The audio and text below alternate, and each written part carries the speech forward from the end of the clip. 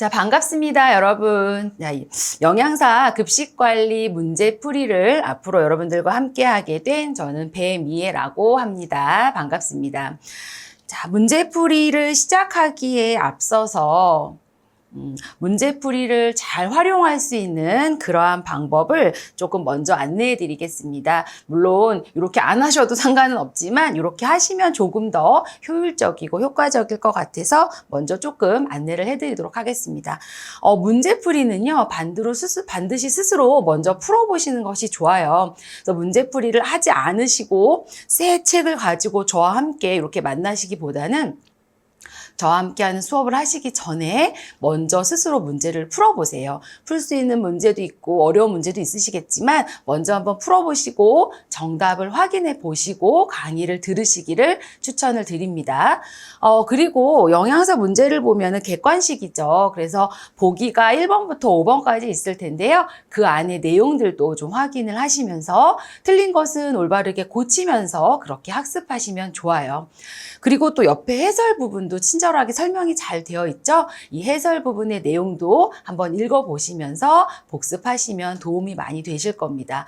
또 문제풀이를 쭉 하시면서 너무나 잘 알고 확실하게 맞은 문제들은 조금 넘겨두시고 틀렸거나 아니면 모르거나 헷갈리는 문제들은 이렇게 색깔펜으로 잘 표시해 두셨다가 또 그것들만 반복해서 복습하시면 이 문제풀이를 잘 활용하실 수 있을 겁니다. 자, 그렇다면 문제풀이를 시작해 볼 건데요. 전체 1번 챕터부터 9번 챕터까지 이렇게 9개의 챕터로 요점 정리랑 똑같이 구성이 되어 있어요. 물론 각 챕터마다 문항수는 좀 다르게 구성되어 있죠. 되도록이면 각 챕터 하나하나마다 한 차시씩 수업을 할 예정이고요. 다만 5하고 6챕터라든지 뒤에 7, 8, 9 이런 데들은 문항수가 조금 적어서 이렇게 합쳐서 회차당 진행을 해서 한 7회차에 걸쳐서 수업을 한번 진행해 볼 예정입니다. 자, 오늘은 먼저 첫 번째 개요 부분이에요. 개요 부분 문제를 풀어볼 건데 한 84 문항 정도 구성이 되어 있어요. 그만큼 이 안에 내용은 좀 많고요. 또 그럴 수 있는데 이 중에서는 개요 같은 경우에는 급식의 유형이나 체계, 그다음에 급식의 계획, 조직이라고 하는 그러한 세부 내용들이 들어가져 있죠. 어떤 내용들로 구성되어 있는지 문제를 풀어보면서 복습을 해보도록 하겠습니다. 특히나 이 문제에서 나오는 어떤 주요 내용이라든지 반복되는 키워드 이런 것들은 그 챕터에서 좀 중요하게 다루고 있는 내용들이다 보니까 그 내용들은 빠지지 않고 복습하시는 게 좋겠죠. 자, 먼저 1번 문제를 보도록 하겠습니다. 자, 이 단체급식 문제 같은 경우에는 특히 영양사 시험은 객관식이잖아요. 그렇기 때문에 일단 문제를 먼저 읽으시고 이렇게 옳은 것을 고르는 건지 옳지 않은 것을 고르는 건지 틀리지 않아야 되니까 체크해 두시고요.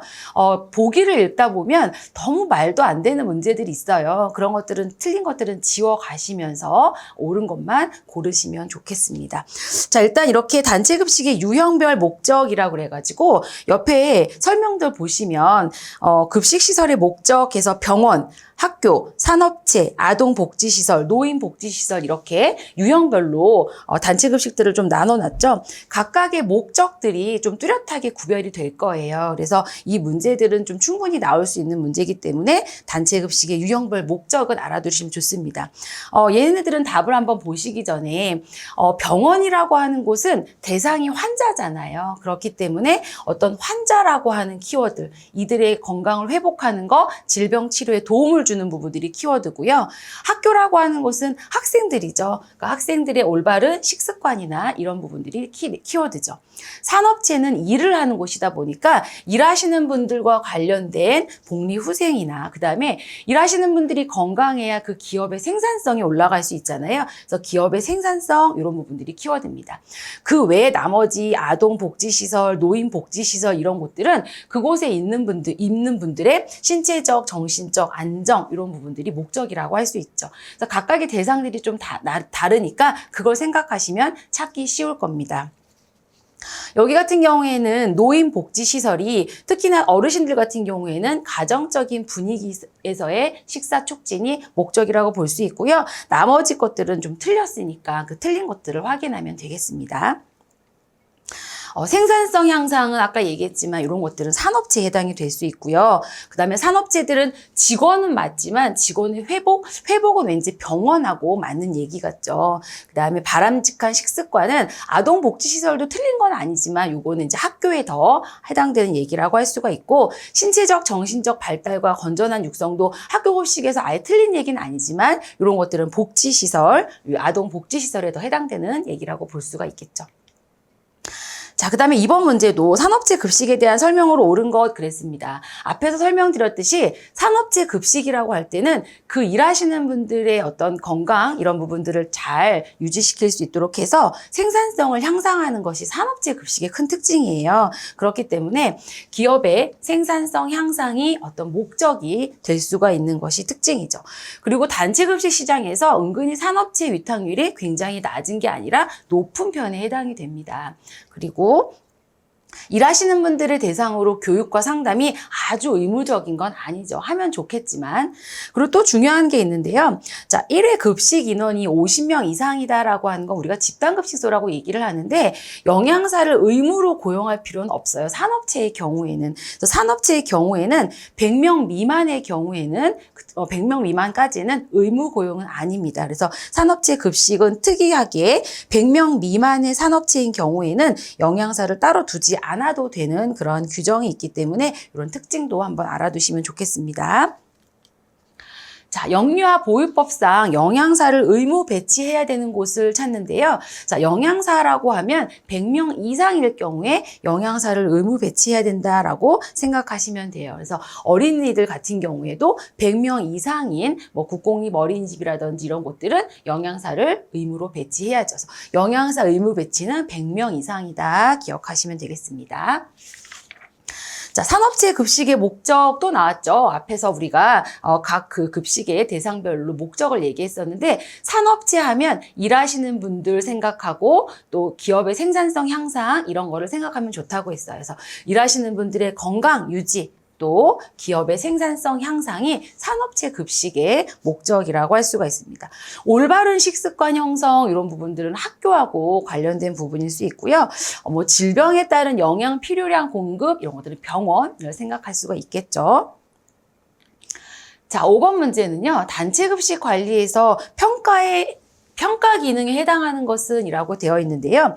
자, 단체 급식 같은 경우에는 먼저 계획이 이루어지고 그 다음에 실시를 하고 평가라고 하는 이 3단계의 사이클로 단체 급식 관리가 주로 이루어지고 있죠. 이 계획이라고 하는 단계, 실시, 평가 각각의 단계에 어떤 것들이 해당되는지 사실 다 외우긴 어려운데 느낌상으로 계획이라고 하는 건 뭔가 계획 짜고 식단 작성하고 이런 계획이라고 단어가 들어간 부분들을 생각할 수가 있고요.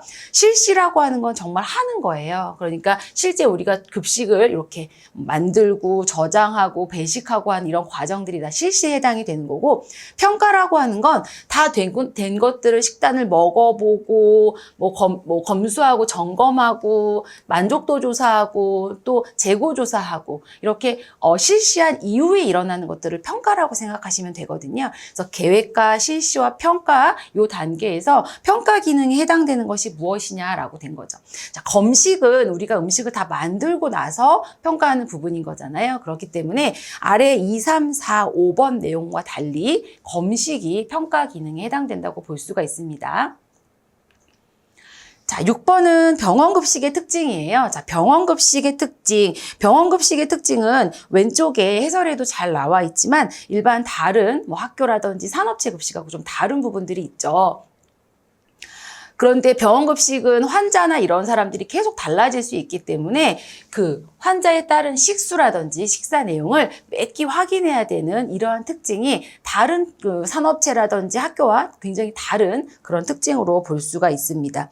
그렇기 때문에 일하시는 분들도 많이 필요해요. 그래서 인건비 부담이 적을 수가 없고 많게 되죠. 생산성이 높을 수가 없습니다. 굉장히 많은 음식들을 만들어야 되기 때문에 생산성이 좀 낮죠. 단체 급식 시장 중에서 위탁률이 가장 높은 건 아까 설명했죠. 이건 산업체에 해당되는 내용이라고 볼 수가 있고요. 또 하루에 3식, 아침, 점심, 저녁을 굉장히 만들어야 되다 보니까 관리 부담이 클 수밖에 없죠. 그래서 이러한 특징이 병원 급식의 특징이다라고 하는 거죠. 급식 산업을 분류할 때 자, 상업성 급식에 속하는 것 이랬는데 급식 산업은 상업성과 비상업성으로 구분이 되죠. 그래서 상업성이라고 하는 건 여기에서는 레저 급식 시설 같이 무언가 외식 개념을 생각하면 되겠습니다. 나머지 학교 급식 이런 것들은 대표적인 비상업성 급식에 해당이 되죠. 자, 학교 급식의 목적으로 옳은 것은 이랬는데요. 앞서 지금 계속 학교 급식, 병원 급식, 산업체 급식의 목적을 지금 계속 다루고 있죠. 그만큼 이 부분은 되게 중요한 파트라고 생각하실 수 있는데 자, 학교 급식의 목적은 여기서 어떤 게 해당이 될까요? 1번 같은 경우에는 작업 능률, 생산성 향상 이러니까 이거는 이제 산업체에 해당이 되는 부분일 수 있고요. 또 생활습관병 예방을 위한 영양지도 이 생활습관병 예방 이런 키워드가 나와도 이것도 산업체라고 볼 수가 있거든요. 뭐 영양 판정 및 식사 섭취를 통한 질병의 치료 이런 것들은 그저 병원에 해당이 될 거고요. 또 재활 능력 증진을 위한 고객의 기초 식습관 개선 이런 부분들은 뭐 병원도 될 수 있고 뭐 사회복지 시설도 될 수가 있죠. 그래서 이 중에서 학교 급식의 목적에 가장 맞는 부분들은 조금 광범위한 목적이긴 하지만 건전한 심신의 발달, 국민의 식생활 개선에 기여하는 부분이 학교 급식의 주된 목적에 해당이 됩니다. 자, 9번은요. 급식 관리에 대한 부담을 좀 경감시키고 노사 문제로부터의 자유로울 수 있고 전문성이 강화되긴 하는데 이런 장점이 있는데 투자 자본 회수 압박에 따라서 급식의 품질 저하의 우려가 있는 단체 급식의 운영 방법은 이랬는데요. 단체 급식은 아시다시피 직영 급식과 위탁 급식이 있죠. 그래서 이거는 위탁 급식의 장점과 단점을 얘기하고 있습니다. 자, 10번. 급식의 업무를 위탁하는, 자, 위탁 급식에 대한 얘기인 것 같아요. 위탁하는 의뢰기관이 기대할 수 있는 효과는 이렇게 되어 있죠. 자, 위탁을 하는 입장에서는 뭔가 경영진이 급식 관리 업무 부담이 좀 경과되고 그다음에 앞서 9번에서 나왔듯이 노사 문제로부터 좀 자유로울 수 있고 이러한 장점을 누리기 위해서 우리가 위탁을 위례하는 거잖아요. 그래서 위탁을 했을 때 장점, 경영진의 급식 관리 업무 부담에 경감이 여기 해당이 될 수가 있죠. 그래서 위탁 급식의 장점, 단점도 알아두시면 좋을 것 같아요. 자, 11번 문제. 단체 급식에서 평가 대상에 따른 평가 지표를 옳게 묶은 것은 이렇게 되어 있는데요. 자, 단체 급식에서 우리가 이제 평가 대상이 있고 그것들을 평가하려면 어떤 평가 지표를 사용해야 되느냐라가 있는데 왼쪽 해설에 굉장히 잘 나와 있어요. 자, 제품을 평가할 수도 있고요. 또 재무, 운영체계, 서비스, 구성원 이러한 평가 대상들을 우리가 평가할 수 있죠. 그럼 얘네들은 무엇으로 평가를 할 것이냐. 제품 같은 경우에는 얼만큼 식수가 왔느냐. 관능 평가를 또 통해서 제품을 평가할 수도 있고 얼만큼 남겼느냐. 이런 것들을 통해서 제품을 평가할 수가 있죠. 재무라고 하는 건 뭐 생산성이나 손익 관리 같은 걸로 운영 체계는 뭐 검식하고 구매 위생 시설 점검 이런 것들이 운영을 점검하는 거고 고객의 만족도나 서비스 품질 평가로 서비스를 평가할 수 있고요. 직무 만족도 직원들의 업적을 통해서 그 구성원들을 평가할 수가 있죠. 그래서 평가 대상에 따른 평가 지표가 옳게 짝지어진 것을 보면 되는데 이런 거 같은 경우는 얘네들을 다 외우기 사실 어렵잖아요. 그랬을 때 보기에 나온 왼쪽의 평가 대상을 확인하는 평가 지표가 맞는지를 확인해 보시면 되죠.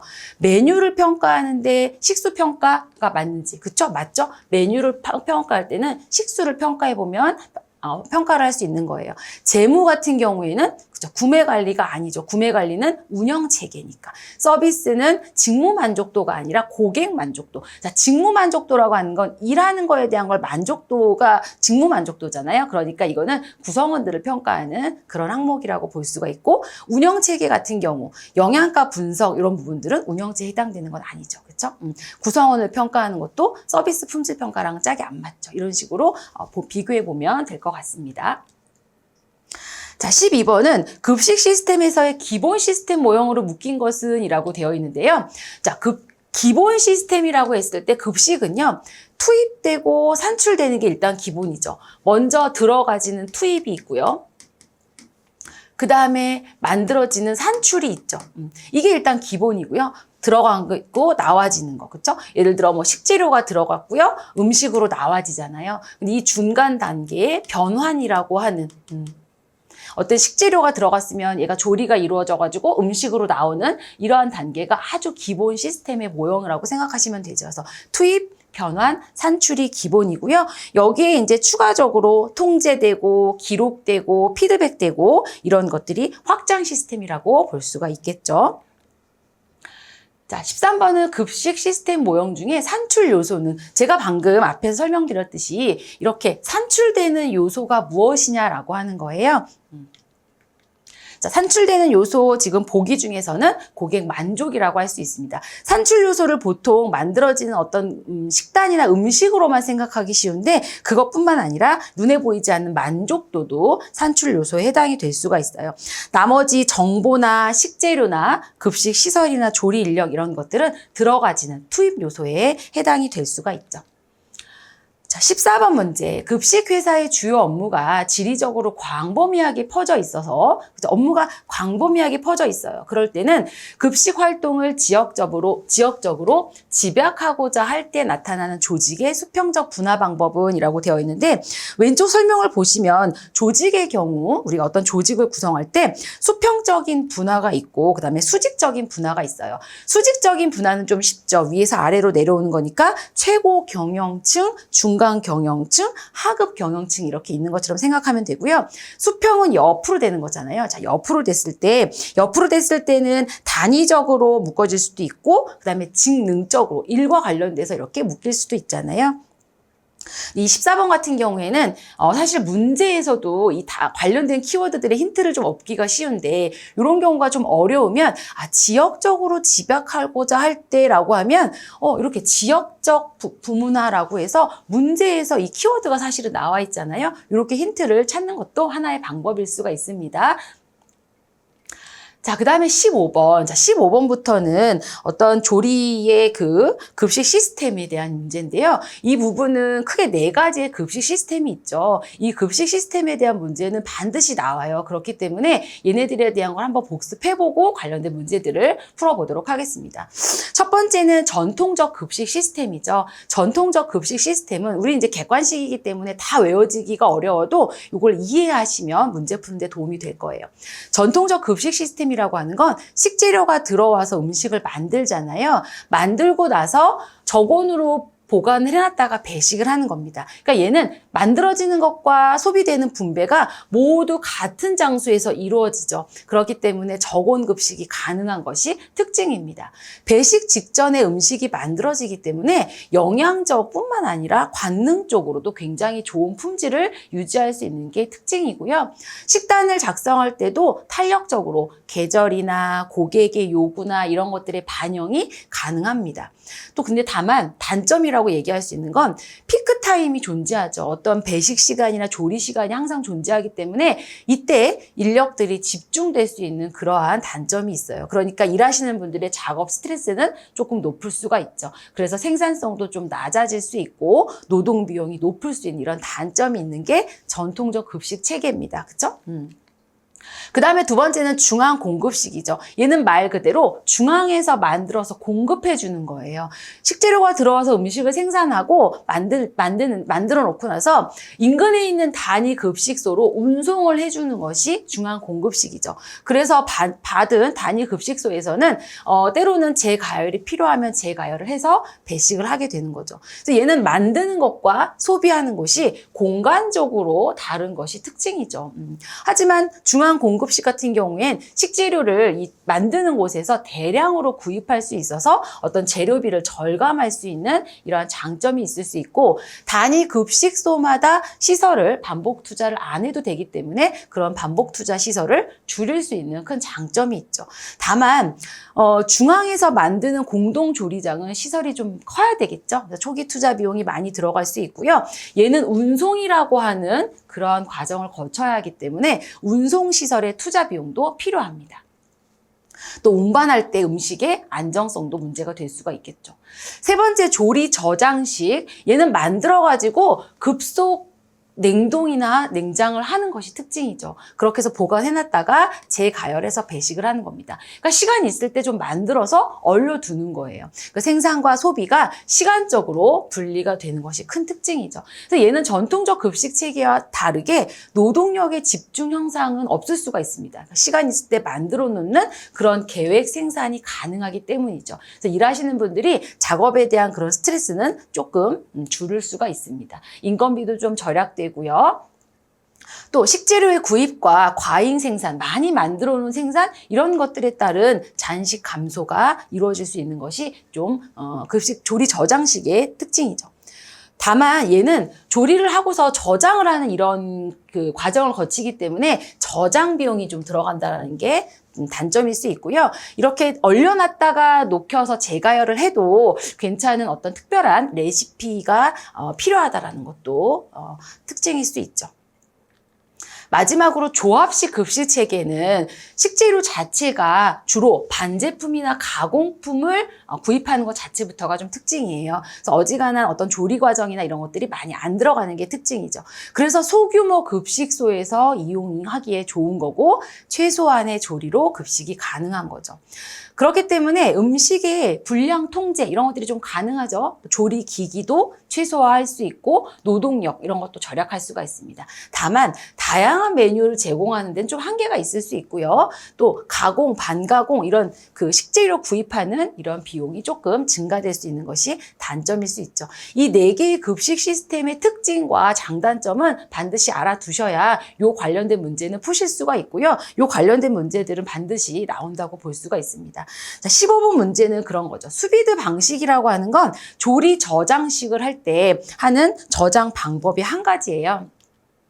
그렇기 때문에 이 수비드 방식을 이용하는 급식 시스템이다라고 했을 때 얘가 조리 저장식이다라는 걸 우리가 눈치챌 수가 있어야 되죠. 그래서 1번부터 5번 중에서 조리 저장식에 해당되는 설명을 찾으시면 됩니다. 음식의 생산 과정, 분배가 동일한 장소에서 이루어지지 않고요. 시간적으로 연속되지 않다라고 하는 것이 특징일 수 있죠. 1번 같은 경우에는 운반을 위한 특별한 장치가 필요하다. 얘는 중앙 공급식에 해당이 되는 거고 2번은 동일한 장소에서 이루어진다라고 하는 거는 전통적 급식 체계고요. 또 연료비 등의 관리비가 적게 들고 음식의 질과 분량 통제가 철저하여 낭비가 거의 없다. 이런 것들은 뭐 조합식에 해당되는 내용이 뭐 될 수도 있죠. 하지만 얘는 조리 저장식은 아니라는 얘기. 또 5번 같은 경우에는 공동 조리장에서 준비를 하고 운반되는 형태다. 그래서 중앙 공급식에 해당이 됩니다. 자, 16번 문제는요, 즉석 조리 또는 최소한의 조리 공정, 그죠? 최소한의 조리 공정을 요구하는 시장의 흐름과 음식 생산에 필요한 기술자의 만성적인 부족 현상, 임금의 상승, 이런 환경 변화로 도입이 되었다라고 돼 있죠. 요즘 인력도 구하기가 어려우니까. 저장, 조립, 가열, 배식의 기능만 필요한 시스템, 요거는 그쵸, 앞에 설명했듯이 조합식 급식 체계가 될 수가 있겠죠. 자, 17번 문제를 보시면 조리 저장식 급식 체계에 대한 설명은 이렇게 되어 있잖아요. 얘는 그쵸, 3번이죠. 자, 음식의 생산과 소비가 시간적으로 분리가 되어 있다라고 하는 게 큰 특징이 될 수가 있고요. 뭐 여기 보면 1번에 시설비가 관리비가 많이 든다 이런 부분들은 뭐 조합식이나 이런 것들이 될 수가 있고 다양한 요구에 대응이 쉬운 거는 전통식 급식 체계가 될 수가 있겠고요. 그래서 1, 2, 4, 5번도 해설에 잘 나와 있듯이 얘네들은 어떠한 급식 체계인지까지도 보셔야 돼요. 그래서 문제와 답만 푸시는 것이 아니라 나머지 1, 2, 3, 4, 5번도 왜 틀렸는지 해설을 보시면서 그것도 학습을 하셔야 됩니다. 왜냐하면 이 문제가 그대로 나오는 건 아니고 응용돼서 나올 수 있기 때문에 반드시 나머지 보기와 해설까지도 학습을 하셔야 돼요. 자, 18번 문제를 보시면 인건비 절감, 그다음에 피크타임 해소 이런 내용들 나오는 거 특별한 레시피와 철저한 통제 프로그램이 필요하다라고 하는 거는 그쵸, 조리 저장식이죠. 조리를 저장했다가 만들어서 급속 냉동했다가 재가열을 해야 되기 때문에 그거와 관련된 특별한 레시피가 필요하다고 했죠. 중앙 공급식 급식 체계의 장점은 이렇게 되어 있어요. 중앙에서 만들어가지고 운송을 하는 그런 급식 체계인데, 이런 거 같은 경우엔 그 인근에 나눠줬던 동일 그 지역 내에 같은 질의 음식을 공급할 수가 있겠죠. 중앙에서 만들어가지고 인근에다가 배송을 했잖아요. 그러니까 같은 음식을 먹게 되는 거다 보니까 그 동일 지역 내에 같이 음식을 받은 곳에서는 같은 질의 음식을 받을 수가 있는 게 장점일 수가 있죠.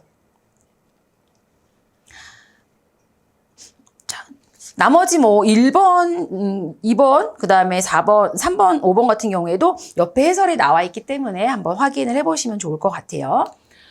자, 20번 문제. 지금 계속 이 급식 체계에 관련된 문제가 많이 나오고 있죠. 그만큼 이쪽 챕터에서는 이 내용은 꼭 나온다고 볼 수가 있으니까 여러 가지로 반복적으로 복습을 하세요. 자, 20번 문제를 보시면 1번부터 5번까지 중에서 옳은 것은 이라고 되어 있습니다. 자, 그럼 편의식 급식 체계의 생산성이 낮고 인건비가 높다라고 되어 있는데, 생산성이 낮고 인건비가 높은 건 얘는 전통적이라고 볼 수가 있어요. 그쵸? 생산에서 소비 시간이 빠른 것도 비교적 전통적이라고 볼 수가 있습니다.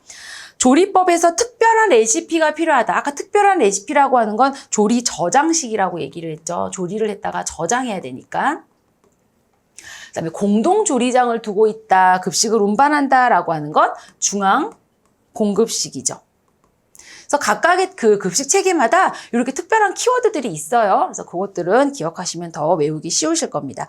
정답은 5번이죠. 조리 저장식. 음식을 미리 조리한 다음에 즉시 냉각을 시켰다가 그 다음에 재가열해서 사용한다라고 하는 게 조리 저장식에 대한 설명이고, 그러다 보니까 특별한 레시피가 필요한 거예요. 21번 음식의 생산, 배식, 서비스가 모두 동일한 장소에서 이루어진다. 노동 생산성이 낮다. 인건비가 많이 소요된다. 그렇죠. 전통적 급식 체계에 해당이 됩니다. 급식소에서 사용하는 표준화된 조리법, 품질 통제 방법은 급식 경영 자원 6요소 중에서 어디에 해당되나라는데요. 옆에 해설에 보시면 급식 경영 자원의 6요소라고 얘기하는 사람, 그 다음에 뭐 물자라고 하는 어떤 재료들, 그 다음에 자본, 방법, 그 다음에 기기들, 그 다음에 시장, 이런 것들의 앞글자를 따서 6요소, 6M이라고 얘기를 하는 건데요. 이 중에서 표준화된 조리법, 그다음에 품질 통제 방법, 이런 것들은 어디에 해당되냐는 거죠. 그렇죠? 사실 어떤 여기 그 내용에 보면 조리법, 조리하는 방법이잖아요. 품질을 통제하는 방법이잖아요. 그러니까 방법에 해당이 된다라고 해서 이렇게 이런 힌트를 또 얻으실 수가 있어요. 이 6M을 다 외우기 어려우면. 다만 6M에 해당되는 것들을 해설을 한번 읽어보시고 넘어가도록 할게요. 자, 23번은요. 급식 경영의 개방 시스템의 특징 이렇게 되어 있어요. 급식 경영의 개방 시스템은 여러 가지가 있는데 이 상호 의존성부터 시작해서 위계 질서라고 하는 거를 한번 보도록 하겠습니다. 다만 이제 또 이렇게 이걸 다 외우기 어려우면 보기를 이렇게 보다 보면 상호 비의존성, 사실 좀 말이 안 되는 거거든요. 불침투성 이런 식으로 해서 틀린 거를 찾아낼 수도 있는데 간단하게 어떤 것을 뜻하는지 가볍게 복습해 볼게요. 자, 개방 시스템 중에서 상호 의존성이에요. 급식 경영은 시스템 부분 간에 상호작용에 의해서 어떤 통합과 서로 간의 시너지 효과를 창출하죠. 그래서 상호 비의존성이 아니라 의존성으로 특징을 가지고 있고요. 그 다음에 역동적 안전성입니다. 이거는 내적 환경, 그 다음에 외적 환경 이런 것들이 상호작용하면서 변화와 통제 이런 것들의 균형을 유지하고 있는 그런 역동적 안전성이라는 얘기고요. 말이 좀 어렵지만 그 다음에 함목적성이라는 겁니다. 이게 굉장히 좀 특이한데 어떤 우리가 다양한 투입이나 다양한 변형을 거치더라도 결과물은 사실 유사하게 나온다라고 하는 그런 합목적성을 가지고 있는 거고요. 이게 틀리죠. 그렇죠? 그 다음에 경계의 유연성이에요. 변화 환경에 의해서 상호적으로 영향을 주고받으면서 어떤 경계도도 변화를 한다라고 하는 거고요. 시스템 간에 공유되는 영역이 발생할 수 있고 그 다음에 위계 질서, 하나의 시스템은 여러 하위 단계를 거치면서 어떤 한 부분이 될 수 있다라고 하는 이러한 것들이 급식 경영의 개방 시스템입니다. 자, 그 다음에 24번. 자, 경영관리 순환의 순서 이랬는데요. 어떤 이런 순서가 나오면 사실 보기에서도 거의 다 이렇게 첫 번째랑 마지막은 거의 비슷할 수가 있거든요. 근데 얘는 지금 계획부터 시작해서 1, 2, 3, 4, 5가 다 똑같이 나와 있는데 나머지 부분이 외워지지가 사실 않더라도 이렇게 보기를 보시면서 어떤 그 순서가 좀 맞을까 이렇게 생각해 보면 사실 또 틀린 거를 찾아낼 수가 있어요. 이 우리 경영 관리를 한다라는 건 먼저 뭐든지 계획을 세우는 게 가장 먼저죠. 그래서 계획을 세우고 나서 그 다음에는 그것들을 가지고 조직하는 거예요. 사실 지휘라고 하는 건 어떻게 지휘를 하는 거잖아요. 어떤 뭐 이렇게 가르치거나 지시하거나. 근데 이런 지휘를 하기 전에 조직이 먼저 구성되어야 된다고 볼 수 있죠. 그래서 조직하고 그 다음에 지휘를 하면서 조정을 하고 마지막으로 통제하는 이러한 과정의 순서에 따라서 급식 경영 관리가 이루어지고 있습니다. 뭐 이렇게 보기를 보고 다 외우기 어려웠을 때는 좀 짐작을 하는 것도 필요하겠지만 그 경영관리의 순서는 계획을 하고 맨 마지막이 통제예요. 근데 그 가운데 세 개가 사실 다 지읒이거든요. 조직, 지휘, 조정. 그래서 뭐 이것은 나름대로 이렇게 좀 외우는 요령으로 외우시면 좋을 것 같습니다. 자, 25번은요.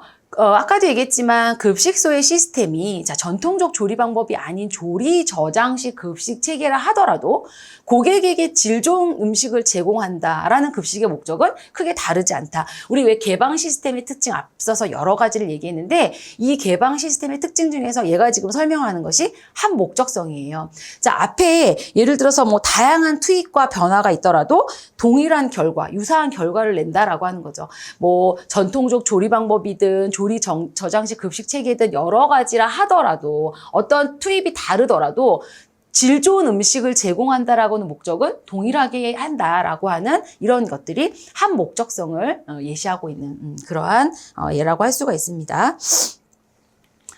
자, 26번은요. 경영관리의 순환적 3대 기능 이렇게 되어 있는데 이런 것들은 먼저 보시면 알죠. 첫 번째 계획이고요. 그 다음에 평가고요. 그 다음에 가운데는 실행이죠. 그래서 계획을 하고 실제 실행을 하고 그 다음에 평가를 하는 요 세 가지가 모든 어떤 관리의 가장 기본이라고 먼저 볼 수가 있고요.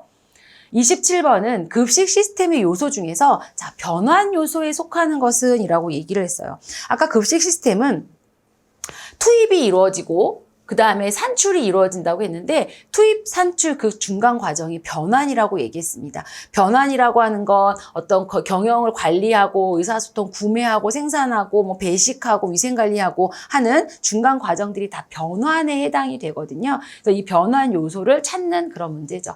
급식의 생산 부분이 변환이라고 볼 수 있어요. 식재료 같은 경우에는 투입이죠. 투입, 급식 시설이나 조리 인력도 다 투입에 해당이 되고 재정적인 수익성은 산출에 해당이 됩니다. 자, 28번. 자, 조직의 목표 달성을 위해서 미래의 활동 과정을 설정하고 이에 대한 설계와 구상을 하는 과정은 계획 과정에 해당이 되고요. 29번. 관리 계층과 의사결정의 유형 관계가 옳은 것은 이랬어요. 자, 상위 경영층이 있고 중간 경영층이 있고 하위 경영층이 있습니다. 그래서 이들이 하는 어떤 의사결정의 유형과 관련 맞는 거. 자, 상위 경영층은 어떤 윗부분에 있는 분들이잖아요. 이분들은 어떤 전략적인 그러한 계획 아니면 의사결정을 해야 되는 부분인 거죠. 그 다음에 어떤 하위 경영층일수록 이분들은 뭐 어떤 정형적인, 그 다음에 실제 일을 하는 그런 업무적인 이런 부분들이 들어가질 수가 있는 거죠. 자, 30번 문제는 경영 계획의 장점으로 옳은 것은 이라고 했어요. 자, 계획을 했잖아요. 왼쪽 해설에 잘 나와 있지만 계획이라고 하는 것들은요. 계획이 있고 없고의 차이는 다르잖아요. 그래서 계획을 했을 때는 어떤 노력의 절약이 될 수 있고 어떤 조정을 잘 할 수가 있고 그다음에 일관성 있는 어떤 결정, 통제 이런 것들이 다 가능한 이런 부분들이 어떤 계획을 했을 때의 장점이에요. 그러니까 앞에 경영이 붙어서 좀 헷갈릴 수 있지만 우리가 계획을 세웠을 때 어떤 장점이 있을까를 생각해 보시면 여기서는 통제 기준을 제공할 수 있는 것이 큰 장점이라고 찾을 수가 있겠죠. 자, 31번은 계획의 계층으로 올바른 순서대로 나열한 것은 이랬어요.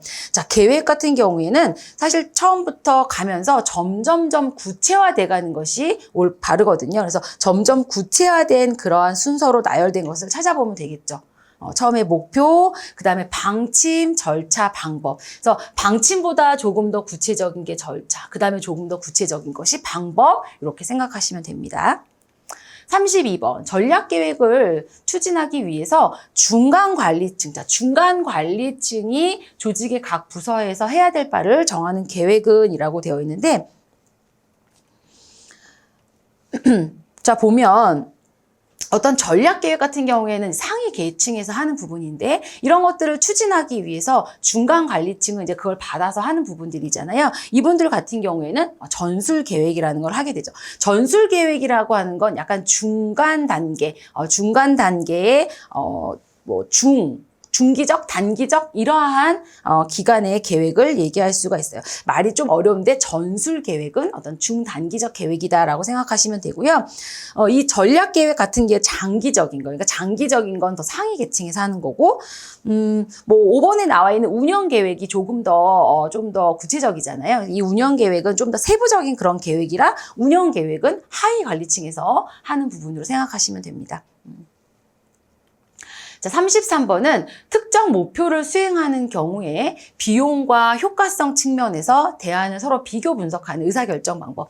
자, 의사결정 방법이 여러 가지가 있는데 그것들 중에서 여기서 사실 문제에서 다 답이 나와 있죠. 비용과 효과적인 면을 분석해서 의사결정을 하는 방법이니까 사실 비용 효과 분석이거든요. 근데 나머지 의사결정 방법 중에서도 어떤 것들이 있는지 좀 잠깐 짚고 넘어가 보도록 할게요. 의사결정 기법 중에서는 의사결정 나무라고 하는 게 있어요. 이거는 말 그대로 나무잖아요. 약간 다단계식 의사결정을 하는 그런 방법인데 나무 형태로 표현을 해가면서 연속적인 의사결정을 진행하는 그런 방법이 의사결정 방법이고요. 그 다음에 방금 얘기한 비용 효과 분석, 비용과 효과 면에서 뭔가 비용을 최소화하려는 그런 목적으로 이용하는 게 비용 효과 분석이고, 대기 이론이라는 건 뭐 기다리는 거예요. 그래서 여기서는 뭐 서비스 라인과 생산 라인 수를 결정하는 데 사용한다 이렇게 되어 있는데, 생산 활동을 할 때 대기 시간, 어떤 기다려지는 시간들을 최소화시키는 그럴 때 사용하는 게 대기 이론이라고 볼 수가 있습니다. 나머지 것들도 좀 한번 알아봤고요. 자, 34번의 경우 고객으로부터 배식 직원이 불친절하다는 불평을 듣고 고객 만족도가 높은 다른 급식소의 서비스 운영 방식을 도입하여 적용하려고 할 때 하는 경영 기법. 이런 것들이 벤치마킹이죠. 다른 곳들은 어떻게 하는가, 다른 그 급식소는 어떻게 잘하고 있는지 이런 것들을 저희가 한번 벤치마킹한다 이런 얘기를 하잖아요. 이때의 경영 기법이 벤치마킹에 해당이 되고요. 35번 자사의 강점과 약점을 도출하고, 자, 여기서 강점, 약점을 도출하고 외부 환경의 기회와 위협 요인들을 파악함으로써 전략 계획을 수립하는 기법이 자, 스왑 분석에 해당이 됩니다. 자, 스왑 분석이라고 하는 게 이 강점과 약점, 기회와 위협이라는 그 영문을 따가지고 SWOT라고 이렇게 얘기를 하거든요. 그래서 이거는 우리 그 내부의 강점과 약점은 무엇이 있는가, 우리 환경 외부의 기회와 위협은 무엇이 있는가를 파악해서 계획을 세우는 그런 기법으로 아시면 될 것 같습니다. 자, 36번은 목표관리법이에요. 목표관리법에 대한 설명으로 옳은 것은 이렇게 되어 있는데, 목표관리법이라고 하는 건 뭐 상부층이든 하부층이든 모두가 목표 달성을 위해서 다 같이 공동으로 노력하는 그런 관리법이 목표관리법이거든요. 그래서 여기는 5번에 해당이 되죠. 경영자 또는 종업원, 이렇게 상위층과 하위층이 우리가 무엇을 달성할 것인가에 대한 것을 협의하고 그 조직 계층에 따라서 기업의 전략 목표, 부서 목표, 개인 목표를 차례대로 이렇게 설정한다. 차례대로 우리가 으쌰으쌰 다 같이 목표를 위해서 열심히 노력한다라고 하는 것이 목표관리법에 해당이 됩니다. 여기 3번 같은 경우는 방금 얘기했던 수학 분석에 되겠죠. 한번 읽어보시면 될 것 같고요. 자, 37번 조직의 목표 달성을 위해서 인적 자원과 물적 자원의 공식적 관계를 명시하는 경영관리 과정은 이랬는데요. 사실 경영관리 과정은 계획하고 조직하고 지휘, 조정, 통제라고 해서 아까 이 순서를 한번 봤을 텐데, 이 중에서 인적 자원과 물적 자원을 공식적으로 관계를 명시하는 그런 과정이 조직하는 그런 과정이라고 볼 수가 있어요. 자, 38번. 급식 회사의 상위 경영층에서 회사의 장기적인 전략으로, 그쵸? 상위 경영층에서는 회사의 장기적인 전략을 세웁니다. 이 장기적인 전략으로 외식업에 진출하고자 결정을 했대요. 이때 하급 관리층인 매니저는 외식 현장에서 최대한 수익을 낼 수 있는 구체적인 실현 방법에 대해서 의사결정을 내리게 됩니다. 이때 의사결정의 유형은 이라고 되어 있죠. 자, 하급 관리층에서 해야 되는 부분이 업무적인 의사결정이라고 볼 수 있어요. 자, 업무적인 의사결정은 하위 관리층에서 하는 그런 의사결정이다. 말이 좀 길게 나와 있지만 결국은 이 하급 관리층에서 해야 되는 의사결정이 무엇이냐라고 하는 거죠. 업무적이다라고 하는 거 기억하시면 됩니다. 39번. 구성원이 자유롭게 아이디어를 제출하고, 자, 자유롭게 아이디어를 제출하고 의사결정 방향을 모색하는 방법이다. 창의성을 발휘할 수 있다. 다양한 사고로 대량의 아이디어를 얻을 수 있다. 지금 제가 밑줄 치어드린 이런 부분들이 키워드인데요. 요거는 그쵸, 브레인스토밍에 대한 얘기입니다. 자, 40번. 한 사람의 한 사람의 대표가 직접 지휘 감독할 수 있는 부하의 수에는, 그쵸?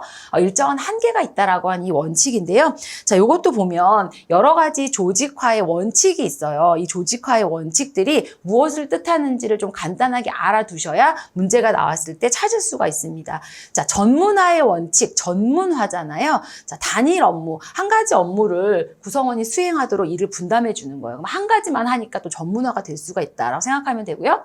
권한과 책임의 원칙, 직무의 권한, 책임, 의무 이런 것들을 동등하게 부여해주는 삼면 등가의 원칙을 생각하시면 되고요.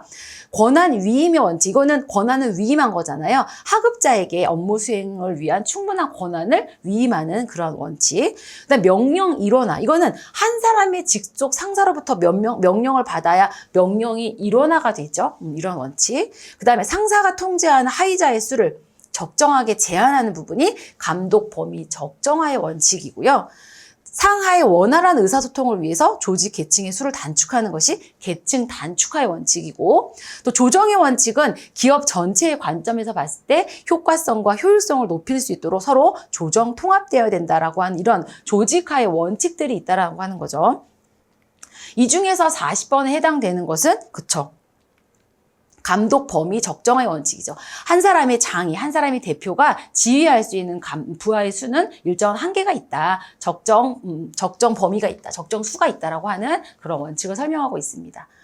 41번은 권한 위임이에요. 자, 권한을 위임했어요. 권한 위임은 다 이유가 있죠. 권한 위임을 했을 때 장점이라고 했습니다. 장점은 하위 일하시는 분들, 하부층에다가 그러니까 조직 구성원이죠. 약간 하급 봤을 때 이들에게 권한을 넘겼어. 그럼 이들이 더 열심히 하려고 동기부여를 할 거 아니에요. 자, 이런 효과가 있기 때문에 권한을 위임한다고 볼 수가 있죠. 오른쪽에 권한 위임의 장점도 한 번씩 읽어보세요. 42번은요. 각 구성원들이 자신이 소속된 부서 내에서의 역할을 수행하고 다른 한편으로는 프로젝트 사업의 구성원으로서 역할을 한다. 그러니까 자신이 소속된 데서도 일하고요. 다른 한편으로 프로젝트 사업도 같이 하는 거예요. 그러니까 두 가지를 이렇게 같이 겸해서 하는 부분이 매트리스 조직을 설명하고 있는 겁니다.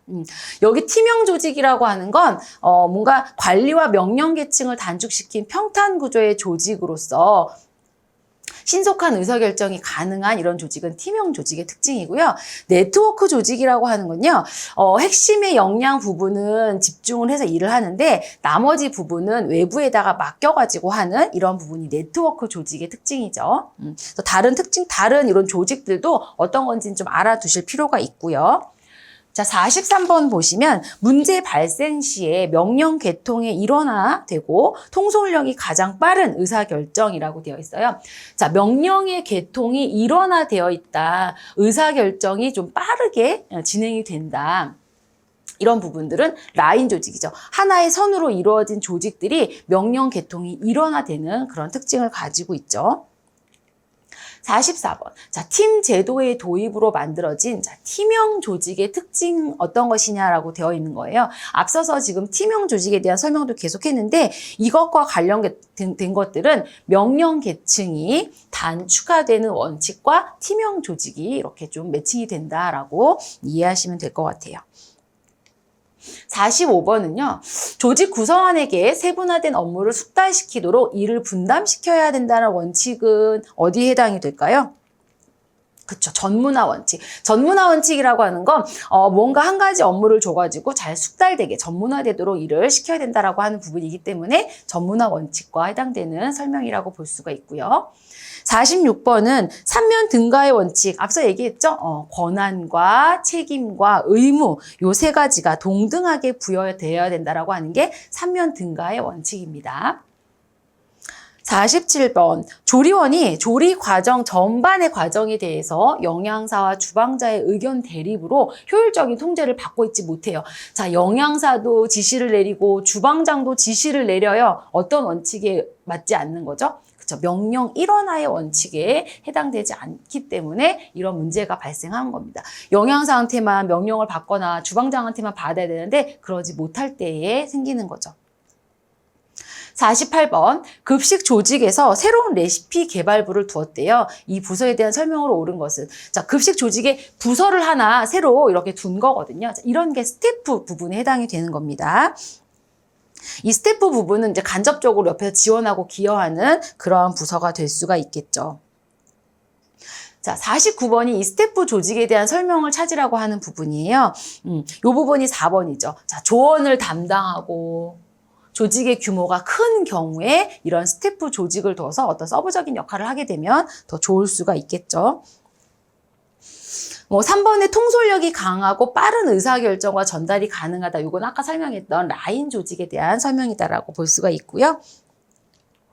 50번. 자, 직능직 조직의 중심 원칙 이렇게 되어 있는데 직능직 조직이라고 하는 건 일렬로 되어 있는 라인 조직의 어떤 단점을 보완한 것이 이런 직능직 조직이거든요. 그래서 여러 다수의 기능적 전문가 이런 분들이 각 업무를 맡아서 하게 되면 조금 더 좋다라고 하는 게 직능직 조직이기 때문에 이 직능직 조직의 중심 원칙은 전문화라고 하는 것이 키워드라고 볼 수가 있어요.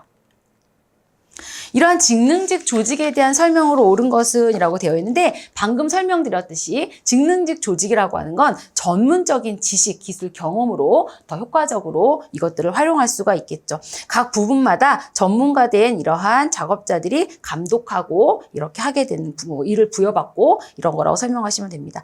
나머지 1번부터 3번은 라인 조직에 대한 설명일 수가 있겠죠. 나머지 보기도 한번 읽어보시고요.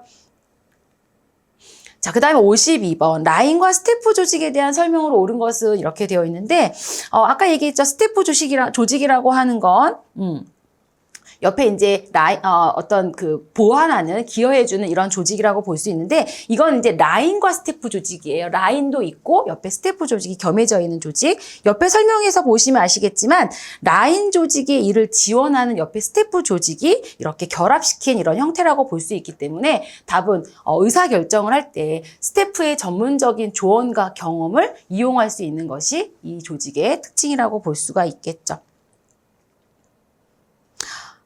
특히나 조직의 규모가 커질수록 효율성은 좀 증가할 수가 있고요. 그 다음에 기능적 전문가가 조직의 여러 분야에 존재한다. 이 부분은 아까 얘기했던 직능직에 해당이 된다고 볼 수가 있겠습니다.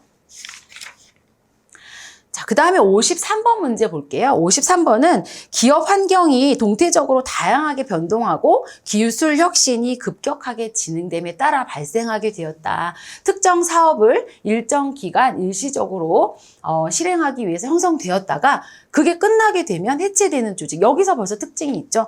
자, 필요할 때 만들어졌다가 그것들이 끝나게 되면 해체되는 그런 조직이 프로젝트 조직이죠. 프로젝트가 있을 때는 만들어졌다가 그 프로젝트가 이제 목적 달성을 끝나고 나면 해체되는 그런 조직이 프로젝트 조직이라고 볼 수가 있고요. 54번. 자, 하부 관리자의 자주성, 창의성이 증가하고 관리 계층의 단계가 감소되어 의사소통이 신속하며 유능한 경영자를 양성할 수 있는 조직은 이 부분은요. 자, 하부 관리자의 자주성, 창의성이 증가할 수 있다라고 하는 데서 우리가 힌트를 얻을 수 있는데 이런 거는 분권적 조직이 될 수가 있습니다. 분권적 조직 왼쪽 설명에 나와 있듯이 자, 권한이 분산되기 때문에 하부 관리자들의 창의성이 증가할 수 있고 이들의 사기성도 증가될 수 있고 책임감도 강해질 수 있는 그런 조직이 분권적 조직이라고 할 수가 있어요. 55번에서는 모든 결정권이 상층 부분에 집중이 되어 있다. 있다라고 하는 게 여기서의 특징인데 이런 것들은 집권적 조직이라고 할 수 있죠. 자, 집중되어 있어. 위의 경영층에만 집중되어 있어. 집권적 조직이라고 생각할 수 있으면 됩니다. 여기에 단점은 이들이 독재적으로 지배하려고 하는 그런 경향이 크다라고 하는 게 단점이겠죠. 자, 56번 볼게요. 자, 제품별, 시장별, 지역별 단위를 중심으로 독립채산적인 관리라고 하는 게 좀 특징이고 이거 단위로 분권화하고 본부에서 총괄 관리하는 형태의 조직은 이렇게 되어 있는데요. 자, 본부에서 총괄 관리하는 형태의 조직 이게 대표적인 사업부 조직이에요. 자, 사업부제 조직 되어 있지만 사업부로 생각하시면 되는데 옆에 해설에 잘 설명이 되어 있는데 이거는 보통 대기업에서 큰 기업에서 보편적으로 택하고 있는 그런 형태의 조직이라고 볼 수 있는데요. 각각의 사업부별로 뭐 A 사업부, B 사업부 이렇게 있을 수 있잖아요. 각각의 사업부별로 독자적인 제품 단위나 지역 고객에 따라 부분화된 조직으로 운영되는 그러한 분권화된 관리 방식입니다. 자, 이래서 제품별, 시장별, 지역별 단위로 이렇게 좀 분권화할 수 있는 이런 부분이 사업부제 조직의 특징이라고 볼 수가 있겠습니다. 자, 문제가 좀 많아가지고요. 여기까지만 풀고 잠깐 쉬었다가 이어가도록 하겠습니다.